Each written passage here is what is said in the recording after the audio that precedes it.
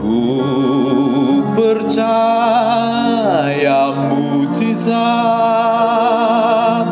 ku lihat yang telah bebas.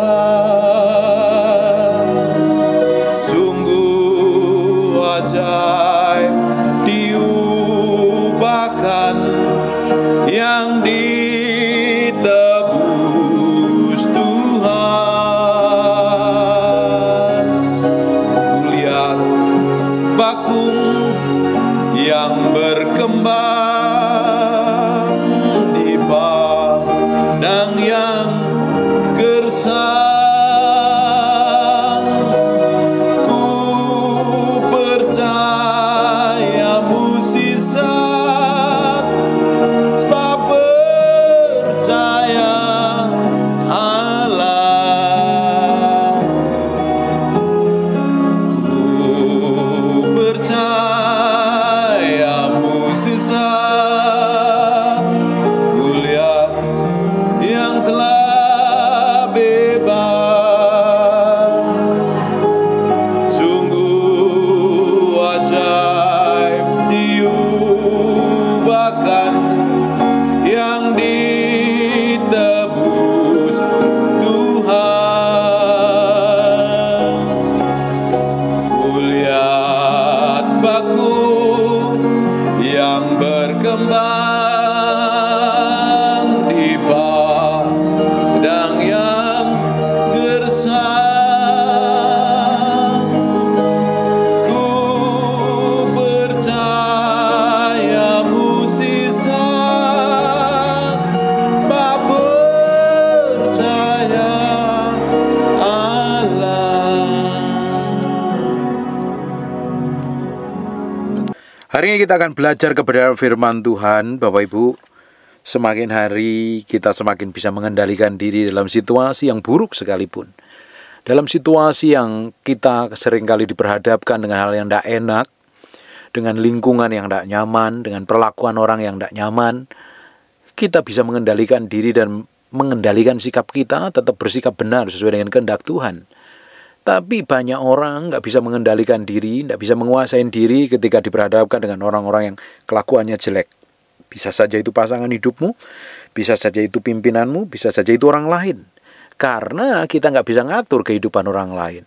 Kita nggak bisa menentukan orang lain harus bersikap apa. Kadang orang-orang yang ada orang-orang di sekitar hidup kita ini yang jahat, yang kelakuannya jelek, sikapnya buruk. Orang-orang yang seperti itu, kita harus menghadapinya dengan pengendalian diri dan penguasaan diri. Kalau tidak, kita akan terjebak, kita akan dikuasai oleh perasaan kita. Kita akan dikendalikan oleh emosi kita. Kita akan terjebak jauh sehingga kita memikirkan hal-hal yang gak penting. Dipenuhi dengan marah, benci, jengkel, dan dendam. Kita harus bersukacita dalam segala situasi. Kalau Bapak Ibu ngadepin hari ini hal yang rumit, hal yang tidak enak, itu diizinkan Tuhan supaya kita ini belajar mengerti kenapa itu terjadi dan kenapa kita ngalami seperti itu dan bagaimana kita harus bersikap sesuai dengan apa yang Tuhan mau dan apa yang Tuhan inginkan. Karena di balik semua kejadian yang kita alamin itu diizinkan terjadi untuk membentuk di dalam diri kita. Kalau responmu salah, sikapmu salah, engkau nggak lulus ujian, engkau nggak lulus pembentukan, engkau ngulang lagi dari awal, engkau nggak akan ngalami kemenangan. Banyak orang nggak ngalami kemenangan dalam proses, banyak orang gagal dalam pembentukan, sehingga dia nggak bisa naik ke level yang lebih tinggi lagi, nggak bisa dipercayakan perkara-perkara yang lebih besar lagi. Bagian kita hari ini meresponi segala sesuatu dengan sikap hati yang benar, dengan kemurnian hati, dan tetap hati ini nempelnya sama Tuhan. Sekarang kita lihat di Mazmur pasal yang ketiga. Ini ceritanya ketika Daud lari dari Absalom karena anaknya mau mengkudeta dia. Apa yang dialami oleh Daud? Bagaimana sikap hatinya Daud? Di ayat yang pertama Mazmur Daud, ketika ia lari dari Absalom anaknya, ya Tuhan, betapa banyak lawanku, banyak orang bangkit menyerang aku. Daud benar-benar dimusuhin, tidak hanya Absalom, tentunya sama pegawai-pegawainya. Dia mengalami masa-masa yang sukar. Padahal sebelumnya Daud sebelum dipromosi menjadi raja dikejar-kejar terus oleh Saul. tuanya sendiri. Dia mengalami perlakuan yang tidak enak. Di detik-detik terakhir sebelum dia dipromosi menjadi raja, dia hampir dilemparin batu oleh pengikutnya. Dia mengalami masa-masa sulit. Tapi lihat responnya Daud nih. Banyak orang yang berkata tentang aku, baginya tidak ada pertolongan dari Allah. Tetapi Engkau Tuhan adalah perisai yang melindungi aku. Engkaulah kemuliaanku yang mengangkat kepalaku. Dengan nyaring aku berseru kepada Tuhan, dan Ia menjawab aku dari gunung-Nya yang kudus. Banyak orang ketika menghadapi tekanan yang berat, dia coba mencari pertolongan dari manusia. Pertolonganmu bukan karena kamu mencari-cari jawaban, pertolongan dari manusia dan Tuhan lakukan sesuatu. Engkau pertama kali harus menyerahkan hatimu di hadapan Tuhan. Engkau harus teriak sama Tuhan. Nanti Tuhan kirim orang-orang yang secara ilahi dikoneksikan dengan hidupmu. Orang-orang itu yang dipakai Tuhan buat jalan, ngalami promosi, ngalami breakthrough dan lain sebagainya. Tuhan yang harus jadi yang utama dan terutama. Tapi manusia, para jemaat Tuhan, lebih senang lari kepada hamba Tuhan, lari kepada pendeta. Kenapa? Karena dianggapnya pendeta bisa menyelesaikan segala sesuatu dan menganggap pendeta itu sebagai jawaban hidupnya. Pendeta bukan jawaban hidupmu. Pendeta dipakai Tuhan untuk mendidik, ngajarin kamu kebenaran firman, supaya kamu dewasa di dalam Kristus, dan supaya kamu bertumbuh di arah Kristus, sehingga ketika kamu ngerti firman, kamu bisa bertindak sesuai dengan firman, bersikap sesuai firman, respon benar sesuai firman. Daud selalu mencari Tuhan, dia tahu Tuhan. Karena dia ngerti Tuhan, dia bisa ngomong, Engkaulah kemuliaanku yang mengangkat kepalaku. Dia tahu sepanjang perjalanannya Daud diproteksi, dijagain Tuhan. Beberapa kali mau dibunuh oleh Saul, dilempar oleh tombak, dilempar lembing, dihindarkan dari maut dan lain sebagainya. Dia mengalami masa-masa sulit dan Tuhan tolong. Yang menjadi jaminan masa depan kita adalah semua kebaikan Tuhan di masa lalu. Tuhan dahulu kala pernah bikin pertolongan, sembuhkan, bikin mujizat, bikin breakthrough, bikin terobosan di masa yang akan datang. Itu yang menjadi jaminan hidup kita. Makanya Daud ngomong, Engkau kemuliaan yang mengangkat kepalaku. Dengan nyaring aku berseru kepada Tuhan. Ia menjawab dari gunung-Nya yang kudus. Tuhan akan muncul. Dalam situasi kondisi apapun di detik terakhir biasanya Tuhan muncul dalam kedahsyatannya. Hati kita harus nempel sama Tuhan. Hari ini kita harus memberi hidup kita ini sepenuhnya di hadapan Tuhan. Memberi diri, memberi hati, memberi sepenuhnya untuk kita ini berjalan sesuai dengan ketetapan ilahi.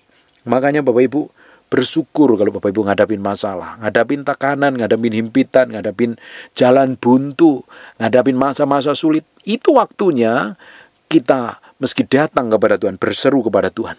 Nunggu Tuhan muncul dalam kedahsyatannya. Menunggu Tuhan menjawab semua permohonan kita. Dia akan muncul dalam kedahsyatannya. Perhatikan.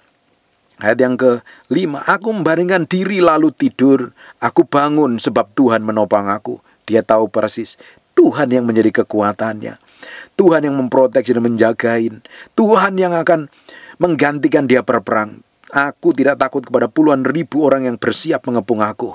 Orang bisa ngomong seperti ini karena dia tahu dan yakin dia kenal Tuhan yang dia sembah.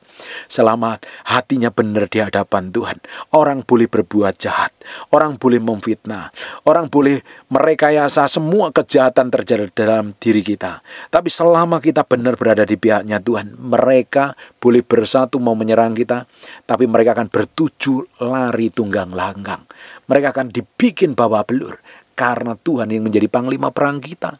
Tuhan yang menggantikan kita berperang. Malaikat yang menyertain kita. Selama hatimu benar, jalan terus sama Tuhan. Tidak perlu takut dengan keadaan. Tidak perlu takut dengan situasi. Tidak perlu takut dalam situasi kondisi apapun yang berat sekalipun. Tuhan akan muncul dalam kedahsyatannya. Dia Allah yang tidak pernah berubah dahulu, kekal sampai selama-lamanya. Di ayat yang ke-7, bangkitlah. Tuhan, tolonglah aku ya Allahku. Engkau telah memukul rahang semua musuhku dan mematahkan gigi orang fasik, dan dari Tuhan datang pertolongan berkat-Mu atas umat-Mu. Berapa banyak di antara kita ketika kita disakitin, ketika kita dilukai, ketika kita diperlakukan buruk, ketika kita mengalami masa-masa sulit, berapa banyak di antara kita coba pingin membalasnya mencoba pingin melakukan segala sesuatu untuk membela diri, membenarkan diri. Dengerin baik-baik. Hari ini engkau meski tenang, bawa masalahmu di hadapan Tuhan, koreksi dirimu dengan baik. Kalau didapatin kesalahan, kalau didapatin pelanggaran, bertobat dan berubah. Serahkan sepenuhnya di hadapanmu. Dalam menghadapi situasi yang buruk, saatnya kita ini menyerahkan hati kita sepenuhnya di hadapan Tuhan. Beri sepenuhnya di hadapan Tuhan. Kejar Tuhan, cari Tuhan. Tuhan pasti tolong kita. Tuhan mudah sekali membuat suatu breakthrough dan terobosan. Tapi dibutuhkan proses dan waktu. Dibutuhkan hati yang lembut. Dibutuhkan kerendahan hati kita untuk dirubah Tuhan. Karena kalau hatimu keras, kelakuanmu buruk, sikapmu jelek, bantah terus, tidak mau dibentuk, membela diri, merasa benar diri sendiri, merasa pintar, merasa hebat, kamu ketika dibentuk akan ngelawan pembentukan itu. Kamu akan ngelawan proses itu. Kamu cari jalanmu sendiri, bukan ngikutin jalannya Tuhan. Kita ikut Tuhan, ngikutin caranya Tuhan, ngikutin jalannya Tuhan, step by step. Kita ngikutin berjalan dalam pusat kehendaknya. Kita diremukkan, diproses, dibentuk. Waktunya koreksi diri ketika ngadapin masa-masa sulit. Selidikin sampai kedalaman batinmu. Kalau didapatin hal yang busuk, hal yang jelek, yang jahat, berubah. Karena banyak orang merasa dirinya benar. Karena merasa banyak orang itu merasa ikut Tuhan, merasa pinter, merasa bisa, merasa mampu, merasa sanggup, dan seakan-akan dia bisa menyelesaikan masalahnya sendiri. Tapi kita itu butuh Tuhan dalam segala situasi dan kondisi. Dia akan membentuk hati kita. Dia akan selalu membuat hati kita ini sejalan dengan pikirannya. Karena hati kita ini harus diberesin dulu di hadapan Tuhan. Hati kita ini akan diurusin Tuhan.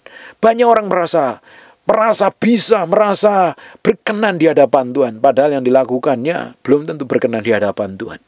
Memberi diri dibentuk, diproses lewat situasi, keadaan, kondisi, hal apapun yang terjadi. Belajar dari kejadian itu, kita koreksi diri, kita berubah sesuai dengan pusat kehendaknya. Kadang kita nggak tahu apa yang harus kita perbuat. Kita nggak tahu harus ngelakuin apa. Tapi yang kita tahu, kita jalan sama firman. Firman yang akan mengubah hidup kita, firman yang akan menuntun hidup kita, firman yang akan membuat kita ngerti bagaimana bersikap dan bertindak benar di hadapan Tuhan. Bapak Ibu, kita lebih suka ngoreksi orang lain daripada ngoreksi diri sendiri. Kita lebih mudah nyalain orang lain daripada kita mengkoreksi diri kita dari semua kegagalan, kesalahan, dan lain sebagainya. Karena orang cenderung gak suka disalahkan. Orang lebih cenderung gak suka dihakimi, dituduh apalagi. Karena dia merasa benar, merasa pintar, merasa hebat, merasa segala sesuatu sudah dilakukannya. Dan harus dibela. Tapi cara Tuhan membentuk kita, melembutkan kita lewat kejadian. Kalau lewat kejadian, lewat keadaan, lewat masalah Bapak Ibu nggak dirubah, nggak mau berubah, dirubah pun susah, masih tetap keras kepala. Nanti kamu akan ketemu trouble loh. Ujungnya kok nggak sampai destinasi Tuhan yang Tuhan tetapkan loh. Ujung dari kehidupanmu akan malah babak belur, kacau, rusak, dan berantakan loh. Berapa banyak orang gagal masuk sampai destinasi ilahi, nggak sampai finish well dan finish strong, gagal di tengah jalan karena jalan ngikutin maunya sendiri, bukan ngikutin kehendak Tuhan, ngikutin egonya dan ngikutin hawa nafsunya. Tuhan mau yang di dalam kita ini yang diremukkan. Makanya keadaan sulit, persoalan yang berat, jalan keluar yang belum terlihat, malah jalan buntu yang kita hadapin. Itu cara yang terbaik yang Tuhan izinkan dalam hidup kita untuk membentuk, memproses, dan merubah yang di dalam diri kita. Hari ini belajar memberi hati sepenuhnya di hadapan Tuhan. Loh, hati ini loh yang kita harus serahkan sepenuhnya di hadapan Tuhan. Yang harus kita dedikasikan setiap hari di hadapan Tuhan. Koreksi dirimu dengan baik. Datang kepada Tuhan. Tuhan ini aku serahkan hatiku. Aku serahkan pikiranku. Kalau engkau dapatin semua kejahatan, semua hal buruk yang jelek, cabut sampai ke akar-akarnya. Dan Tuhan akan bawa engkau naik level dalam kehidupan yang berbeda. Lihat apa yang dialami oleh Daud. Dia nangis sama Tuhan. Dia teriak sama Tuhan. Dia tahu Tuhan yang akan menolongnya. Di ujungnya Absalom mati. Ketika Absalom mati pun Daud menangisin loh. Ini orang hatinya luar biasa. Bukan malah bersyukur ketika musuhnya mati. Ketika didapatin Saul sudah mati, Daud pun rasanya kehilangan luar biasa. Ini terulang lagi ketika Absalom yang mengkudeta dia. Apa yang terjadi saat Absalom mati? Daud sedih, merasa kehilangan. Orang itu kalau hatinya diubahkan Tuhan, tidak ada kata dendam. Tidak pernah terbesit di dalam dirinya untuk balas dendam, untuk sakit hati, untuk tersinggung. Kalau hari ini kamu masih gampang tersinggung, gampang marah meledak-meledak, kamu perlu bertobat dan berubah. Kamu harus menyerahkan hatimu di hadapan Tuhan. Kamu harus memberi dirimu di hadapan Tuhan. Kalau kamu jalan maumu sendiri, kamu ngikutin caramu sendiri, ujungnya engkau akan babak belur. Ujungnya engkau akan terjebak dengan berbagai macam pencobaan. Engkau akan terjerat dalam berbagai perbuatan-perbuatan jahat. Dan kamu akan jauh dari kasih karunia Tuhan. Hari ini, memberi diri, dibentuk Tuhan, diproses Tuhan, jalan sama Tuhan. Nikmatin perjalananmu bersama Tuhan. Ngalami proses permukaan, dekat sama Tuhan. Koreksi hatimu, jagain hatimu begitu rupa. Nanti di ujungnya ketika kau mengalami pemulihan, kau tahu maksudnya. Hari ini mungkin gak bisa lihat apa yang sedang Tuhan kerjakan. Kau ngalami masalah, kau ngalami persoalan, kau ngalami himpitan, kau ngalami tekanan, kau ngalami seperti ini.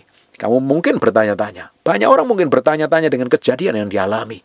Tapi ketika engkau berjalan terus sama Tuhan, pasti di ujungnya engkau akan melihat pertolongan ilahi. Ketika engkau sudah dipulihkan, ketika engkau sudah ngalami segala sesuatu yang Tuhan kerjakan, engkau baru ngerti Tuhan itu baik dari dahulu kekal sampai selama-lamanya. Dia Allah yang luar biasa. Hari ini dulu belajar, hari demi hari, memberi hati. Banyak orang jadi orang Kristen, rajin gereja.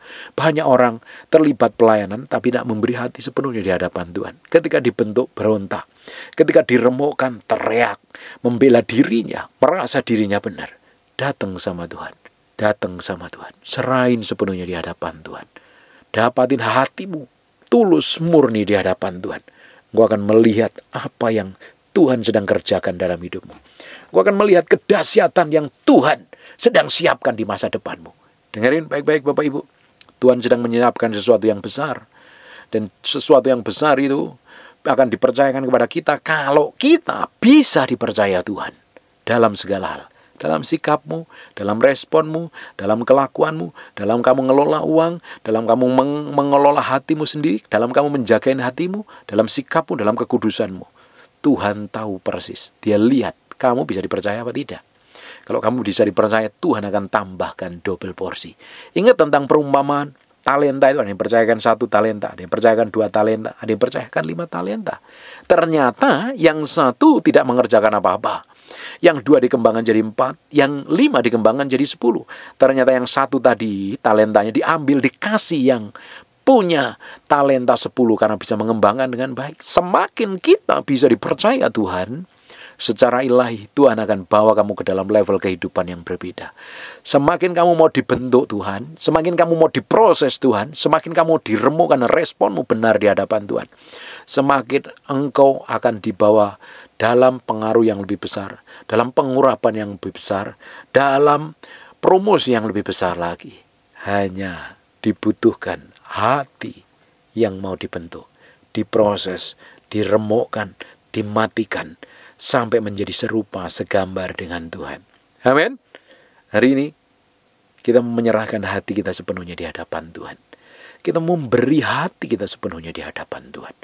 Dan Tuhan akan kerjakan sesuatu yang ilahi dalam hidupmu. Amin. Tutup matamu, tutup Alkitabmu. Kita berdoa. Bapak terima kasih buat firman-Mu kami materaikan dengan darah anak domba. Firman ini nempel dalam hati kami berhari-hari, berminggu, berbulan-bulan firman jadi kehidupan. Dan hamba-Mu berdoa. Setiap kejadian yang umat-Mu alami, Engkau buat mengerti mereka harus bersikap benar sesuai dengan kehendak-Mu. Berjalan sesuai dengan ketetapan-Mu. Bahwa mereka mengalami breakthrough dan terobosan. Hidup sesuai dengan kehendak Tuhan. Yang sedang sakit dan mengalami kelemahan tubuh, Tuhan jamah, Tuhan pulihkan, Tuhan sembuhkan. Orang rajin mendengar firman yang hamba sampaikan, Tuhan berkati. Tuhan lakukan sesuatu yang lain dalam hidupnya. Dalam nama Yesus, anugerah dan kemurahan Tuhan saja yang melimpah-limpah mulai hari ini sampai selama-lamanya. Dalam nama Yesus, haleluya. Amen and God bless you. Aku mengasihi Engkau, Yesus.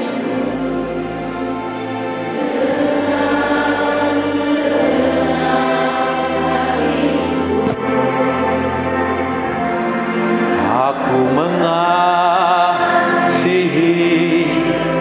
Engkau, Yesus, dengan segenap jiwaku. Ku renungkan firman-Mu,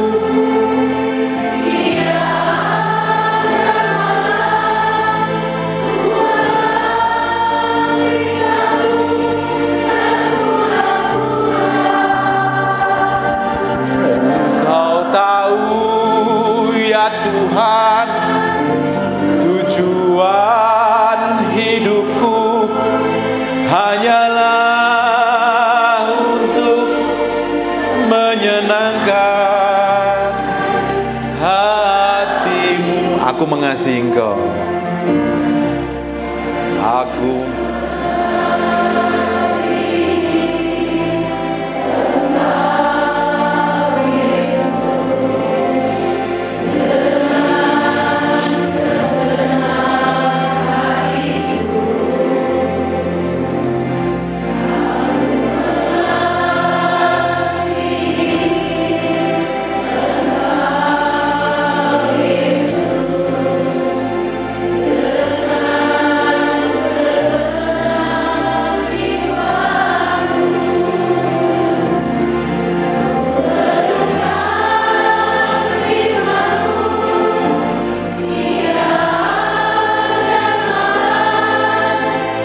pegang perintah-Mu dan ku lakukan.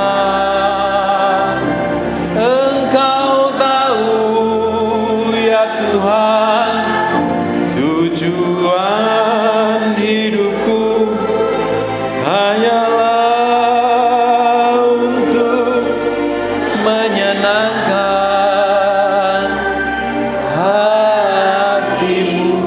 Tujuan hidup kita hanya untuk nyenengin hati Tuhan. Gak ada yang lain. Dari segala sikap, tindakan, dan perbuatan kita harus nyenengin hati Tuhan. Bagaimana kita memperlakukan orang di sekitar kita, memperlakukan pasangan kita, memperlakukan anak kita, memperlakukan pemimpin kita, harus mencerminkan orang yang mengasihi Tuhan.